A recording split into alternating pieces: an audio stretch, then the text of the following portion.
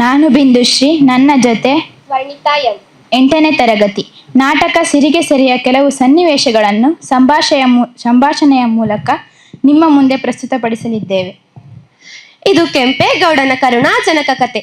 ಹಾಗೆಂದೇ ವಿಜಯನಗರದ ಪತನದ ಕಥೆಯೂ ಹೌದು. ಸ್ವಂತ ಕಾಲ ಮೇಲೆ ನಿಂತು ಪ್ರಜಾನುರಾಗಿಯಾದ ಮಾಂಡಳಿಕನೊಬ್ಬ ಆದರ್ಶ ರಾಜ್ಯ ಕಟ್ಟ ಬಯಸಿ ದೊರೆಯ ದೌರ್ಜನ್ಯದ ಮುಂದೆ ನಿಲ್ಲಲಾಗದೆ ತನ್ನ ಆದರ್ಶಗಳಿಗೆ ತಾನೇ ಎರವಾದವನ ಕತೆ. ಭಾರತದ ಸಾಮ್ರಾಜ್ಯದ ಒಡಲಿನಲ್ಲಿ ಅಡಗಿರುವ ವಿರೋಧಾಭಾಸಗಳನ್ನು, ವಿಧ್ವಂಸಕ ಶಕ್ತಿಗಳನ್ನು ವಿವರಿಸುತ್ತಲೇ ಗಾತ್ರದಲ್ಲಿ ಚಿಕ್ಕದಾದರೂ ತನ್ನ ಬದುಕಿನ ನಂಬಿಕೆ, ನಿಷ್ಠೆ, ತ್ಯಾಗಗಳಲ್ಲಿ ನೆಮ್ಮದಿ ಕಾಣುವ ಮಾಂಡಳಿಕ ರಾಜ್ಯದ ಸಂಸ್ಕೃತಿಯನ್ನು ಹೇಳುವ ಚಂದದ ನಾಟಕ ಸಿರಿಗೆ ಸೆರೆ. ನಾಟಕ ಸಿರಿಗೆ ಸೆರೆ. ಅಂಕ 2, ದೃಶ್ಯ 8. ಪತ್ನಿ ಚೆನ್ನಮ್ಮನೊಂದಿಗೆ ಕೆಂಪೇಗೌಡರ ಪುರಪ್ರವೇಶದ ನಂತರದಲ್ಲಿ ಸಾವಕಾಶವಾಗಿ ಅರಮನೆ ಪ್ರವೇಶ. ಹಿರಿಯ ವೀರಣ್ಣನವರ ಆದಿಯಾಗಿ ಎಲ್ಲರೂ ಇದ್ದಾರೆ. ಚಿಕ್ಕ ಬೈರೇಗೌಡರು ತಂದೆ ತಾಯಿಯರನ್ನು ಬಹು ಆತ್ಮೀಯವಾಗಿ ಸ್ವಾಗತಿಸುತ್ತಾ ಪಟ್ಟದ ಸುಖಾಸೀನದೆಡೆಗೆ ಕರೆದೊಯ್ಯುತ್ತಾರೆ. ಕೆಂಪೇಗೌಡರು ಸಾಮಾನ್ಯ ಆಸನದಲ್ಲಿ ಕುಳಿತುಕೊಳ್ಳ ಬಯಸುತ್ತಾರೆ. ಚಿಕ್ಕ ಬೈರೇಗೌಡ: ಅಪ್ಪಯ್ಯ, ತಮ್ಮ ಸ್ಥಾನ ಅದಲ್ಲ. ತಾವು ಕೆಲವು ವರ್ಷ ತಮ್ಮ ಸ್ಥಾನದಿಂದ ದೂರ ಇದ್ದ ಮಾತ್ರಕ್ಕೆ ತಮ್ಮ ಸ್ಥಾನ ತಮ್ಮನ್ನು ಅಗಲದು. ತಾವು ಎಂದೆಂದಿಗೂ ನಮ್ಮ ಒಡೆಯರು, ನಮ್ಮ ಪ್ರಭುಗಳು. ದಯಮಾಡಿ ತಾವು ತಮ್ಮ ಸ್ಥಾನ ಅಲಂಕರಿಸಬೇಕು. ಹಿರಿಯ ವೀರಣ್ಣ: ಪ್ರಭುಗಳೇ, ತಮ್ಮ ಮನಸ್ಥಿತಿಯನ್ನು ನಾವು ಅರಿತಿದ್ದೇವೆ. ಆದರೆ ಈ ವಿಷಯದಲ್ಲಿ ನಮ್ಮನ್ನು ಕ್ಷಮಿಸಿ. ಕಳೆದ 6 ವರ್ಷಗಳಿಂದ ಈ ನಾಡು ಯಾವ ವೇದನೆಯನ್ನು ಪಡುತ್ತಿದೆಯೋ ಆ ನೋವನ್ನು ಇನ್ನು ಮುಂದುವರೆಸಲಾಗದು. ನಮ್ಮ ಹಿತಕ್ಕೆ ತಾವು ಮಾಡಿದ ತ್ಯಾಗವನ್ನು ಇನ್ನು ಮುಂದುವರೆಸಲಾಗದು.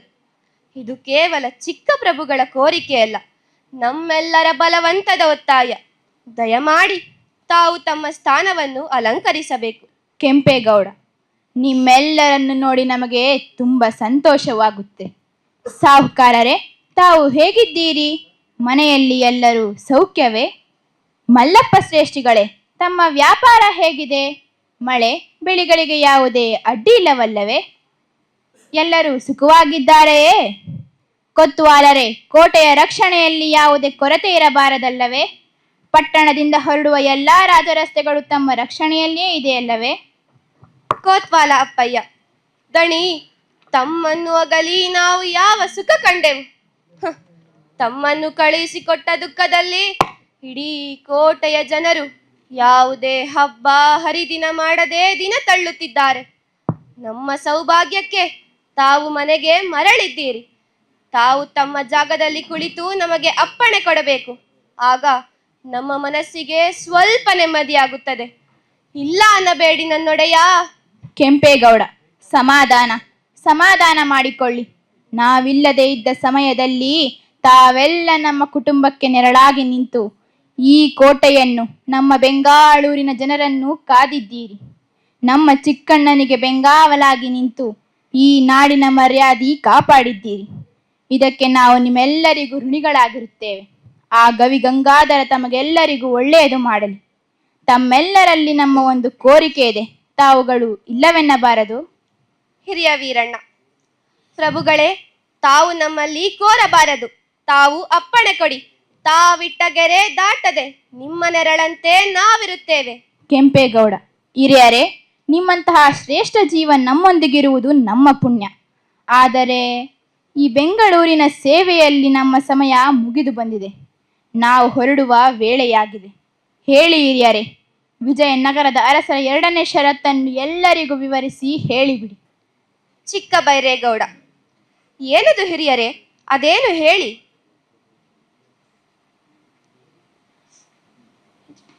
ಹಿರಿಯ ವೀರಣ್ಣ: ಪ್ರಭುಗಳೇ, ಅದಾವ ಶಬ್ದಗಳಲ್ಲಿ ನಾವು ನಿಮಗೆ ಈ ಮಾತುಗಳನ್ನು ಹೇಳುವುದು ತೋಚುತ್ತಿಲ್ಲ. 20 ಸೇರು ಚಿನ್ನದ ರಾಶಿ ಪಡೆದ ನಂತರದಲ್ಲಿ ವಿಜಯನಗರದ ಅರಸರು ನಮಗೆ ಮತ್ತೊಂದು ಷರತ್ತು ವಿಧಿಸುತ್ತಾರೆಂದು ನಾವು ಕನಸು ಮನಸ್ಸಿನಲ್ಲೂ ಯೋಚಿಸಿರಲಿಲ್ಲ. ದಯವಿಟ್ಟು ನಮ್ಮನ್ನು ಕ್ಷಮಿಸಿಬಿಡಿ. ಚಿಕ್ಕ ಬೈರೇಗೌಡ: ಹಿರಿಯರೇ, ಯಾಕೋ ನಮಗೀ ಒಗಟಿನ ಕಾತರ ತಾಳಲಾರದು. ದಯಮಾಡಿ ಒಗಟು ಬಿಡಿಸಿ ಹೇಳಿ. ಹಿರಿಯ ವೀರಣ್ಣ: ನಮ್ಮ ಒಡೆಯ ಈ ಬೆಂಗಾಳೂರು ನಾಡಿನಲ್ಲಿ ಇನ್ನು ಮುಂದೆ ನಮ್ಮೊಡನೆ ಇರಬಾರದೆಂದು ವಿಜಯನಗರದ ಅರಸರು ಷರತ್ತು ವಿಧಿಸಿದ್ದಾರೆಂದು ಯಾವ ಮಾತಿನಲ್ಲಿ ಹೇಳಲಿ? ಹೇಗೆ ಹೇಳಲಿ ಪ್ರಭುಗಳೇ? ಚಿಕ್ಕ ಬೈರೇಗೌಡ, ಏನು ಹಾಗೆಂದರೇನು? ಕೆಂಪೇಗೌಡ, ಅರಸುವಳಿಯ ರಾಮರಾಯರ ಎರಡನೇ ಷರತ್ತಿನಂತೆ ನಾವು ಈ ಬೆಂಗಾಳೂರು ಕೋಟೆಯಲ್ಲಿ ಉಳಿಯುವಂತಿಲ್ಲ. ಚಿಕ್ಕ ಬೈರೇಗೌಡ, ಇಲ್ಲ, ಇದ್ಯಾವ ನ್ಯಾಯ? ಅರಸು ರಾಮರಾಯರಿಗೆ ಸಾಮಂತರ ರಾಜರ ಮೇಲೆ ನಂಬಿಕೆ ಇಲ್ಲವೇನು? ಇದನ್ನು ನಾವು ಒಪ್ಪುವುದಿಲ್ಲ. ಕೊತ್ವಾಲ ಅಪ್ಪಯ್ಯ, ಹೌದು ದಣಿ, ನಮ್ಮ ಮನೆಯಲ್ಲಿ ನಾವು ಇರಲು ಯಾವ ದಂಡನಾಯಕನ ಅಪ್ಪಣೆ ಬೇಕು? ಕೋಟೆಯಲ್ಲಿ ಇರಬಾರದೆಂದರೆ ನಾವು ಕಾಡಿಗೆ ಹೋಗಬೇಕೇನು? ಅದಾಗದು. ವೀರಣ್ಣನವರೇ, ನೀವೇ ಹೇಳಿ.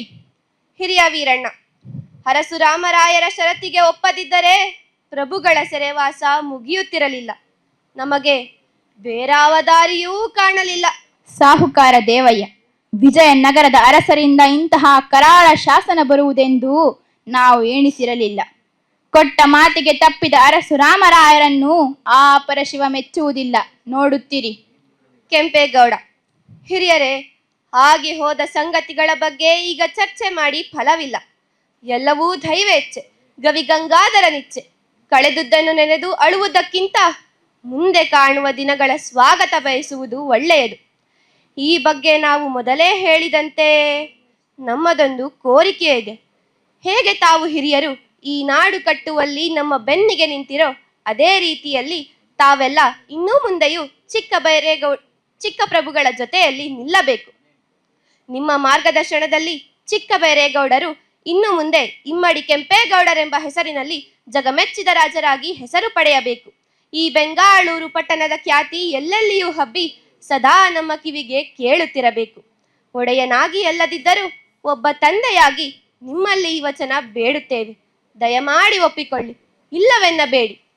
ಹಿರಿಯ ವೀರಣ್ಣ, ಹೌದು ಪ್ರಭುಗಳೇ, ರಾಜ್ಯಭಾರ ನಿಂತ ನೀರಲ್ಲ, ಅದು ಸದಾ ಹರಿಯುತ್ತಾ ಬಾಯಾರಿ ಬಂದವರ ದಾಹ ತಣಿಸುವ ಜೀವನದಿ. ಆ ಜೀವನದಿ ಬತ್ತಬಾರದು. ಉಳಿದಂತೆ ಆ ದೇವರಿದ್ದಾನೆ, ತಾವು ಚಿಂತಿಸಬೇಡಿ. ತಾವು ನಡೆದ ದಾರಿಯಲ್ಲಿ ಇಮ್ಮಡಿ ಕೆಂಪೇಗೌಡ ಪ್ರಭುಗಳು ನಡೆದು ಬಂದರೆ ಇಡೀ ದಕ್ಷಿಣ ಪ್ರಾಂತ್ಯದಲ್ಲೇ ಬೆಂಗಾಳೂರು ನಾಡಿಗಿಂತ ಮಿಗಿಲಾದ ನಾಡಿಲ್ಲವೆಂಬಂತೆ ಹೆಸರು ತರುತ್ತಾರೆ. ತಮ್ಮ ಹೆಸರಿನ ಘನತೆಯನ್ನು ಇನ್ನಷ್ಟು ಮೇಲೆ ಕೊಂಡೊಯ್ಯುತ್ತಾರೆ. ಇದರಲ್ಲಿ ನಮಗೆ ಸಂದೇಹವಿಲ್ಲ. ಕೆಂಪೇಗೌಡ, ಚಿಕ್ಕಣ್ಣ, ಚಿಕ್ಕ ವಯಸ್ಸಿನಲ್ಲಿ ನಾವು ನಿಮ್ಮ ಮೇಲೆ ದೊಡ್ಡ ಭಾರ ಹೊರಿಸುತ್ತಿದ್ದೇವೆ. ಈ ಎಲ್ಲಾ ಸಜ್ಜನರು ನಿಮ್ಮೊಡನಿದ್ದು ಎಂದಿನಂತೆ ಮಾರ್ಗದರ್ಶನ ನೀಡಲಿದ್ದಾರೆ. ಈ ಗುರು ಹಿರಿಯರ ಆದರದಲ್ಲಿ ಯಾವುದೇ ಲೋಪವಿರದಿರಲಿ. ಈ ಕೆಂಪೇಗೌಡರಿಗಿಂತ ಇಮ್ಮಡಿ ಕೆಂಪೇಗೌಡರು ಎರಡರಷ್ಟು ಗೌರವ, ಜನರ ಪ್ರೀತಿ, ವಿಶ್ವಾಸ ಗಳಿಸಲಿ. ಈ ನಾಡಿನಲ್ಲಿ ಹಾಲು ಜೇನಿನ ಹೊಳೆ ಹರಿಯಲಿ. ಈ ನಾಡಿನ ಹೆಸರು ಚಿರಾಯುವಾಗಲಿ.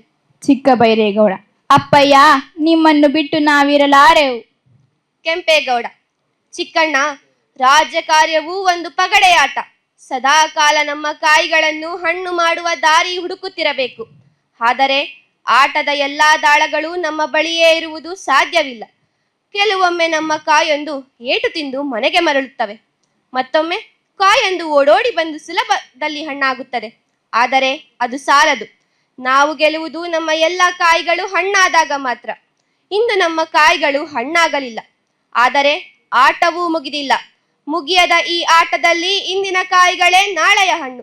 ಸಮರವೇ ಸೋಲು, ಶಾಂತಿಯೇ ಮೇಲು. ಇದಕ್ಕೆ ಇತಿಹಾಸವೇ ಸಾಕ್ಷಿ, ಅಲ್ಲವೇ ಹಿರಿಯರೇ? ಹಿರಿಯ ವೀರಣ್ಣ, ಹೌದು ಪ್ರಭುಗಳೇ. ನಾಳಿನ ಆಟ ಬಲ್ಲವರಾರು, ಆಟದ ಅಂತ್ಯ ಕಂಡವರಾರು? ಕೆಂಪೇಗೌಡ, ಹಿರಿಯರೇ, ಈಗ ಬೆಂಗಾಳೂರಿಗೆ ಮತ್ತೆ ಸುಖ ಶಾಂತಿ ದೊರೆತಿದೆ. ಈ ಶಾಂತಿ ಪರ್ವ ಮುಂದುವರಿಯಲಿ, ಸಮೃದ್ಧಿಯ ಹೊಳೆ ಹರಿಯಲಿ.